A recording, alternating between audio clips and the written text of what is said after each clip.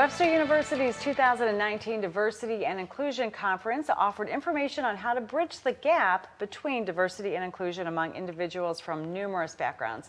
And here to share more is Chief Diversity Officer Vincent C. Flewellen. Welcome, Vincent. Thanks for having me. So you had your conference last month in February. That's correct. And how was that? How'd it go? It was fabulous. All things went really well. This was our 4th annual conference. Our numbers, we set records. We had more than 500 people pre-registered this year in comparison to slightly over 300 last year. That's amazing. We had about 140 or so people walk up for registration.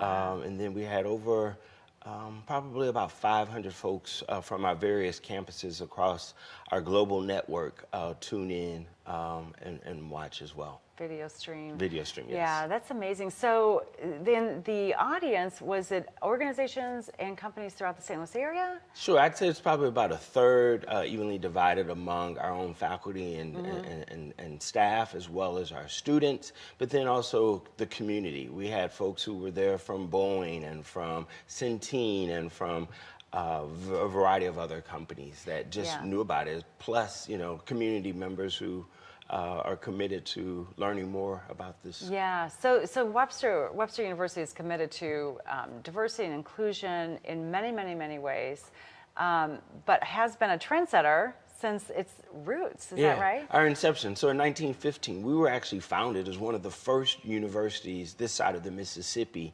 with a mission focus on educating women.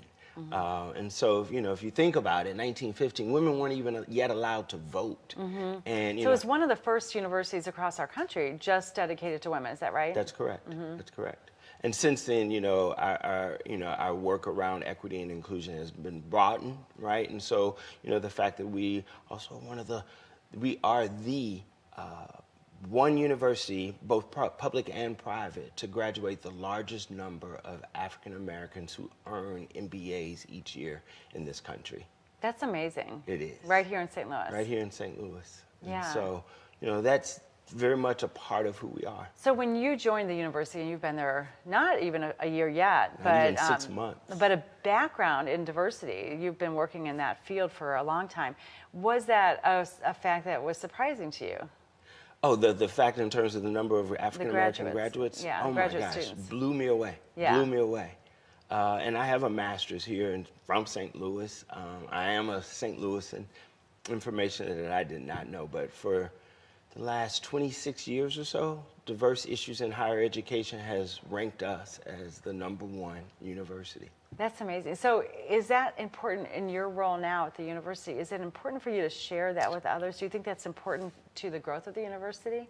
I do think so, and I think it's also a pride, you know, a moment of pride, not only for the university itself and the global imprint that we have, but also for St. Louisans, right? And to know that here in St. Louis, there's an institution that has that commitment at that level and that long-term history at producing and supporting and helping to advance educational opportunities for all people, but certainly as we call out that piece, African Americans, right? Yeah.